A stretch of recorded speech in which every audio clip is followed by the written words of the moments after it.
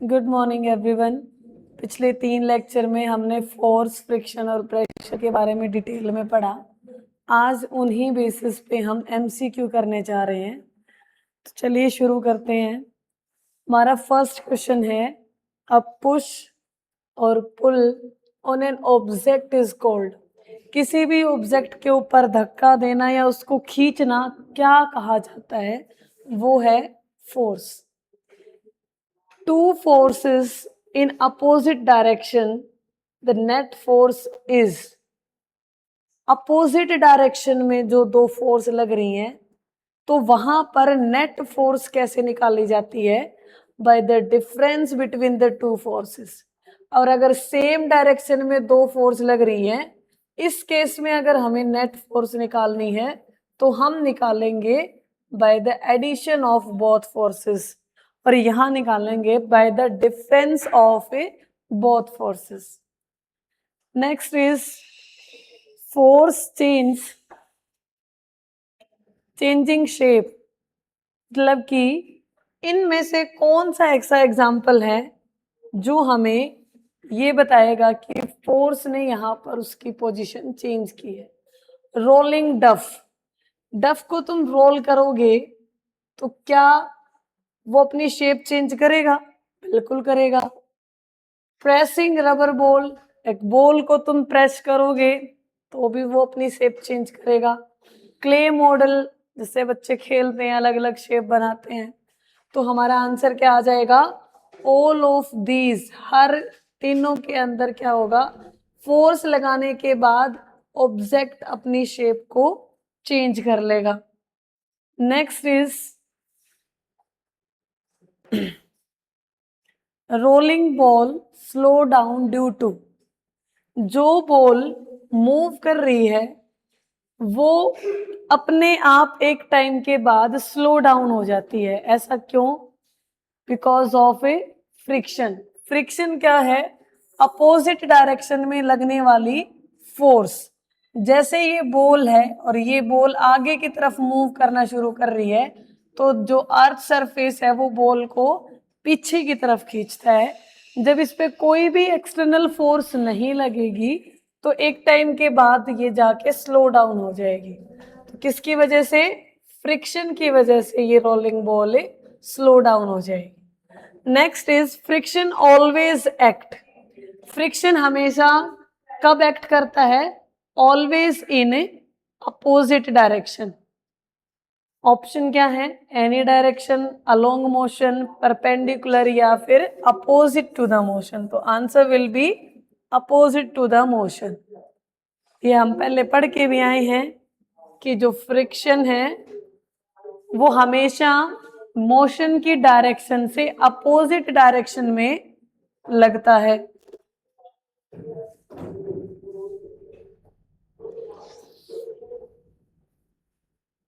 Next is tug of war. Rope doesn't move implies. क्या कह रहे हैं? जो टग ऑफ वार होती है जिसके अंदर एक टीम इधर होती है, एक टीम इधर होती है, वो रस्सा खींचते हैं एक दूसरे की तरफ। तो उस केस में टग ऑफ वार में क्या कह रहा है कि रोप डजंट मूव इम्प्लाइज। मतलब कि जो रोप है, वो जो रस्सी है, वो ना तो उधर जा रही है ना उधर जा रही है। तो ऐसे केस में क्या होगा? इक्वल फोर्स लग रही है इन अपोजिट डायरेक्शन। जैसे ये यहाँ पर बीच का पॉइंट है, ये रस्सी है, कुछ लोग यहाँ इसको खींच रहे हैं, कुछ इसको यहाँ खींच रहे हैं। ये किसी भी डायरेक्शन में मूव ना होके यही है। तो इसका मतलब क्या है कि दोनों तरफ से इक्वल फोर्स लग रही है। मान लो यहाँ 5 न्यूटन है तो यहाँ भी 5 न्यूटन है, और अपोजिट डायरेक्शन में ये इधर खींच रहा है और ये इधर खींच रहा है। Next is example of non contact force. Non contact force कौन सी होती हैं? जो बिना कॉन्टेक्ट के अप्लाई हो, जैसे कि मैग्नेटिक फोर्स। क्या है एग्जाम्पल इसमें? लिफ्टिंग अ बकेट, बिना टच किए बकेट को उठा सकते हो? नहीं। पुशिंग अ कार, बिना कार को टच किए पुश कर सकते हो? नहीं। Force by a magnet, magnet बिना टच किए एक दूसरे को या तो रिपेल करेंगी या तो अट्रैक्ट करेंगी। हिटिंग अ क्रिकेट बॉल, कि बैट के बिना कैसे तुम बॉल को हिट कर दोगे? तो बाकी तीनों ऑप्शन के अंदर हमें एग्जाम्पल मिल रहा है किसका, कॉन्टैक्ट फोर्स का। तो नॉन कॉन्टैक्ट फोर्स का एग्जाम्पल किस में आएगा, force exerted by a magnet, force applied in same direction as motion. जब भी हम फोर्स अप्लाई करें सेम डायरेक्शन, उसी डायरेक्शन में जिस डायरेक्शन में मोशन हो रहा है, तो क्या होगा, इंक्रीज इट्स स्पीड, तो वो उसकी स्पीड को इंक्रीज कर देगा। इसका अपोजिट, अगर जिस डायरेक्शन में मोशन हो रहा है उसके अपोजिट डायरेक्शन में हमने फोर्स लगाई है, तो क्या हो जाएगा, वो उसकी स्पीड को डिक्रीज करेगा। जैसे मान लो मोशन उधर हुआ और जो फोर्स है वो इधर लग रही है, तो इस केस के अंदर हम क्या कहेंगे, स्पीड ऑब्जेक्ट की डिक्रीज हो जाएगी, और इस केस में क्या है, स्पीड जो है वो इंक्रीज हो जाएगी। Next is friction on a stationary object is called. जो फ्रिक्शन है स्टेशनरी ऑब्जेक्ट के ऊपर, उसे क्या कहेंगे। स्टेशनरी का मतलब क्या है, रेस्ट। अगर कोई ऑब्जेक्ट रेस्ट में है और उसके ऊपर तुमने फ्रिक्शन या फोर्स लगी हुई है, तो उसे बोलते हैं स्टैटिक फ्रिक्शन। डायनेमिक और काइनेटिक ये आगे पढ़ेंगे हम।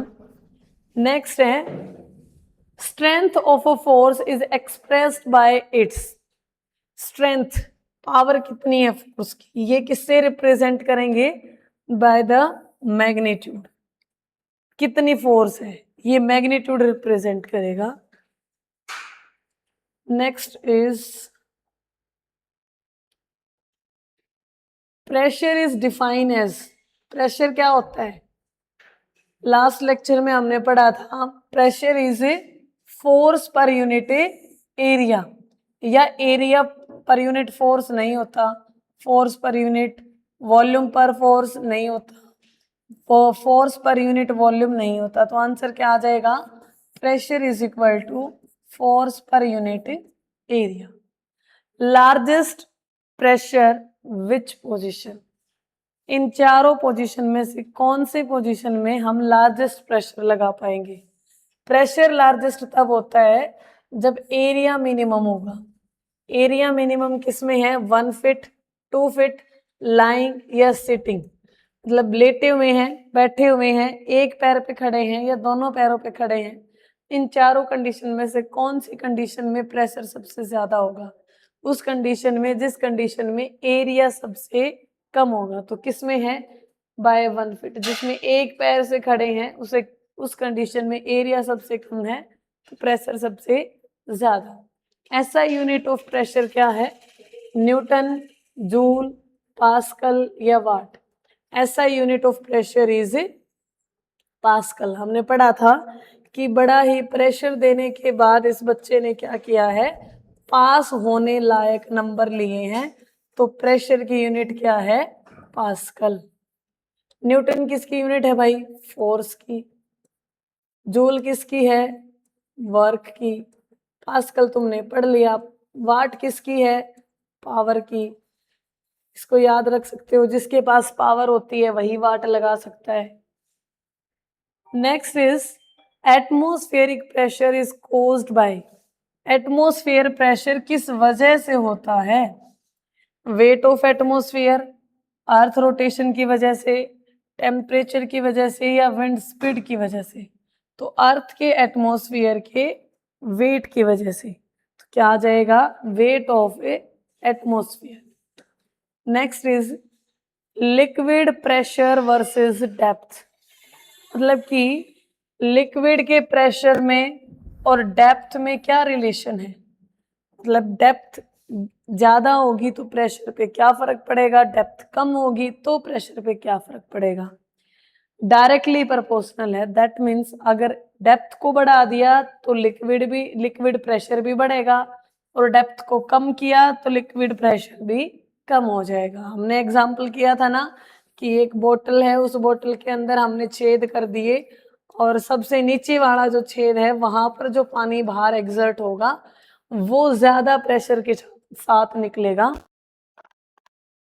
क्योंकि डेप्थ यहाँ ज्यादा है ऊपर के बजाय, और डेप्थ के साथ साथ लिक्विड अपना प्रेशर भी इंक्रीज करता है।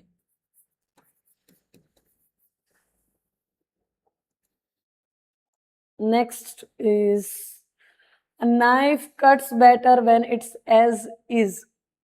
एक चाकू सबसे अच्छा किस कंडीशन में कट कर पाएगा? जब उसके एज इज शार्प होंगे। शार्प होंगे तो इसका मतलब जो कांटेक्ट एरिया है, एक सेकेंड, जो कांटेक्ट एरिया है वो कम हो जाएगा।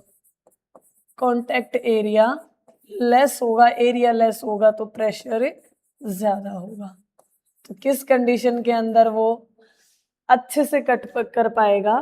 तो वो कर पाएगा जब एज उसके शार्प होंगे। Gas pressure is due to, gas का प्रेशर किसकी वजह से होता है? जो गैस के पार्टिकल होते हैं उनके बीच में मूवमेंट ज्यादा होती है, ठीक है।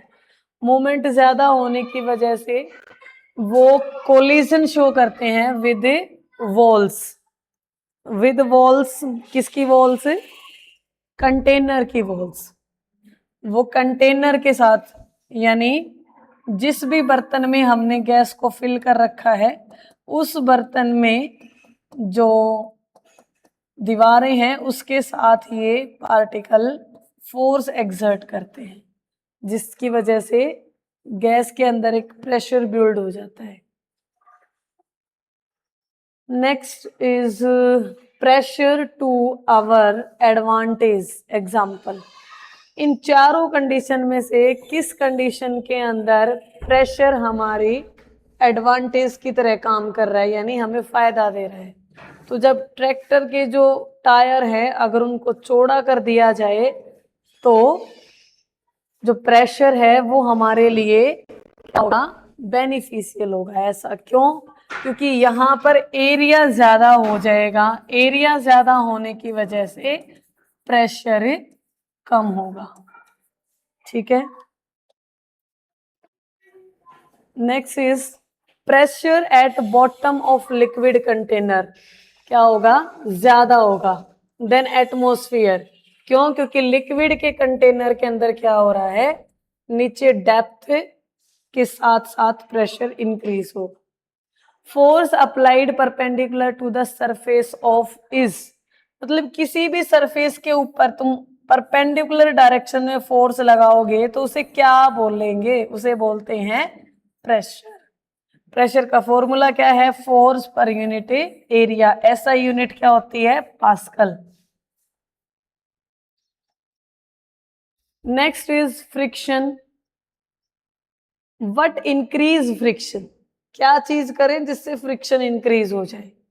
तो मेकिंग सरफेस रफ। जितना सरफेस रफ होगा फ्रिक्शन उतना ही ज्यादा होगा। जितना सरफेस स्मूथ होगा फ्रिक्शन उतना ही कम होगा। ये हम पढ़ के आ चुके हैं, ऐसा क्यों होता है।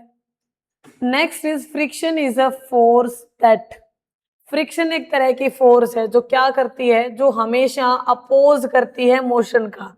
जिस डायरेक्शन में ऑब्जेक्ट जाएगा उसके अपोजिट डायरेक्शन में फोर्स, फ्रिक्शन फोर्स काम करती है। Next is rolling versus sliding friction. कौन सा ग्रेटर है, लेस देन स्लाइडिंग है, इक्वल है या फिर जीरो है? रोलिंग फ्रिक्शन स्लाइडिंग फ्रिक्शन से कम होता है, तो क्या आ जाएगा? Less than sliding friction. Next is not a method to reduce friction. कौन सा इनमें से ऐसा मेथड है जो फ्रिक्शन को रिड्यूस नहीं करेगा? जो फ्रिक्शन को रिड्यूस नहीं करेगा, lubricant. Lubricant, grease, oil use करके हम फ्रिक्शन को कम कर सकते हैं। बॉल बियरिंग, जो दो सरफेस के बीच में सर्कल जैसी बॉल यूज करके हम कर सकते हैं। स्ट्रीमलाइनिंग, जो एरोप्लेन वाली शेप है उसको बना के हम एयर फ्रिक्शन कम कर सकते हैं। इंक्रीज सरफेस रफनेस, रफनेस को इंक्रीज करके फ्रिक्शन को कम नहीं कर सकते बल्कि फ्रिक्शन बढ़ जाती है। तो आंसर क्या आ जाएगा? D. Tyre road friction is essential for, जो टायर और रोड के बीच में फ्रिक्शन है वो किस चीज के लिए जरूरी है? Providing grip and building turning, मतलब कि टायर के और सड़क के रोड के बीच में फ्रिक्शन होना जरूरी है ग्रिप बनाने के लिए, पकड़ बनाने के लिए। Next is Newton's first law is also called, Newton का फर्स्ट लॉ क्या बोलता है भाई? ये बोलता है कि अगर कोई ऑब्जेक्ट रेस्ट में है तो वो रेस्ट में ही रहेगा, और अगर कोई ऑब्जेक्ट मोशन में है तो वो मोशन में ही रहेगा। कब तक? जब तक उसके ऊपर कोई एक्सटर्नल फोर्स ना लगा ले। सोच के देखो, कोई अगर आराम से बैठा है उसको तब तक उसको फोर्स नहीं मिलेगी, वो नहीं हटेगा। अगर कोई मूव कर रहा है तो उसको कोई फोर्स नहीं मिलेगी तो वो नहीं रुकेगा। जैसे गाड़ी चला रहे हैं, ब्रेक नहीं लगाएंगे तब तक नहीं रुकेगी। और दूसरी बात, कुछ ऐसे खुरापात दिमाग वाले बच्चे बोलेंगे कि नहीं स्पीड कम कर दो, एक टाइम के बाद रुक जाएगी। तो भाई वहां भी अर्थ सरफेस और जो गाड़ी के टायर है उसके बीच में भी एक फोर्स, जो नेचुरल फोर्स है, वो क्या है? फ्रिक्शनल फोर्स उसको क्या करेगी? रोक देगी। ठीक है, तो ये फर्स्ट लॉ कहता है। और इसी फर्स्ट लॉ, न्यूटन के फर्स्ट लॉ को और क्या कहते हैं? इनर्शिया। ठीक है, नेक्स्ट इज 10 न्यूटन। न्यूटन का मतलब क्या है? फोर्स, यानी 10 न्यूटन फोर्स लगाई गई है। Okay, on 2 metre square. Metre square किसकी यूनिट है? एरिया की। तो यहां क्या आ जाएगा? एरिया कितना दिया है? 2 मीटर स्क्वायर। प्रेशर क्या होगा? प्रेशर होता क्या है? Force per unit area. Force कितनी दी है? 10। एरिया कितना दिया है? 2। तो कितना आ जाएगा? 5। प्रेशर की यूनिट क्या थी? पास्कल। ठीक है, तो क्या आ जाएगा? 5 pascal. Which is a vector quantity. Vector quantity क्या होती है? ऐसी टर्म जो डायरेक्शन को भी रिप्रेजेंट करे, जो खुद के मैग्नीट्यूड को भी रिप्रेजेंट करे। डायरेक्शन का तो पता चल गया होगा। मैग्नीट्यूड क्या होता है? कि किसी भी चीज की वैल्यू होनी चाहिए, कुछ ना कुछ उसकी वैल्यू होनी चाहिए, उसे बोलते हैं मैग्नीट्यूड। जैसे फोर्स है, फोर्स को हम क्या बोल सकते हैं भाई? 10 न्यूटन है, ये इसका मैग्नीट्यूड। और डायरेक्शन, ये किस डायरेक्शन में लग रहा है? अपोजिट में, सेम डायरेक्शन में। किधर? तो डायरेक्शन भी है, मैग्नीट्यूड भी है, तो फोर्स एक वेक्टर क्वांटिटी है। इसके अपोजिट एक स्केलर क्वांटिटी होती है, जिसे क्या, जिसके अंदर क्या होता है? सिर्फ और सिर्फ इसके अंदर मैग्नीट्यूड होता है, डायरेक्शन नहीं होती। ऐसी क्वांटिटी जिसके अंदर सिर्फ मैग्नीट्यूड होता है, डायरेक्शन नहीं होती, उसे बोलते हैं scalar quantity. Next is magnet on magnet type of force. कि जब एक मैग्नेट किसी दूसरे मैग्नेट के ऊपर फोर्स लगा रहा है तो ये किस तरह की फोर्स है? मैग्नेट बिना किसी कांटेक्ट के फोर्स लगाते हैं तो उसे नॉन कांटेक्ट फोर्स बोल देते हैं। Area doubled pressure will be. Area को डबल कर दिया, प्रेशर पे क्या फर्क पड़ेगा? प्रेशर क्या है? Force per unit area. Area को क्या कर दिया? डबल कर दिया। यानी इसको हम बात करें तो ये 1/2 है। 1/2 यानी कि प्रेशर को क्या कर दिया? हाफ कर दिया। ये इनवर्सली प्रोपोर्शनल है। तो आंसर क्या आ जाएगा? Half. Next is force opposing motion between surface. मतलब ऐसी फोर्स जो सरफेस के बीच में क्या करेगी? अपोज करेगी, तो उसे क्या बोलेंगे? Frictional force. Hydraulic press work on which principle. जो हाइड्रोलिक प्रेस है वो किस प्रिंसिपल पे काम करती है? वो काम करती है भाई पास्कल के प्रिंसिपल पे। हाइड्रोलिक प्रेस किस प्रिंसिपल पे काम करती है? पास्कल के प्रिंसिपल पे। And next is unit of force. पता ही होगा क्या होती है यूनिट ऑफ फोर्स? क्या होती है? न्यूटन। पास्कल किसकी होती है? प्रेशर की। न्यूटन फोर्स की। जूल वर्क की। वाट पावर की। Next is friction reduced by. क्या करके फ्रिक्शन को रिड्यूस कर सकते हो? Increasing roughness. रफनेस को इंक्रीज करके रिड्यूस कर दोगे? नहीं। यूजिंग ल्यूब्रिकेंट, बिल्कुल सही बात। ल्यूब्रिकेंट को यूज करके फ्रिक्शन को कम किया जा सकता है। लिक्विड प्रेशर इंक्रीज विद, किसकी वजह से? Decrease depth. डेप्थ को डिक्रीज करके तो बिल्कुल भी नहीं। इंक्रीज डेप्थ, बिल्कुल सही बात।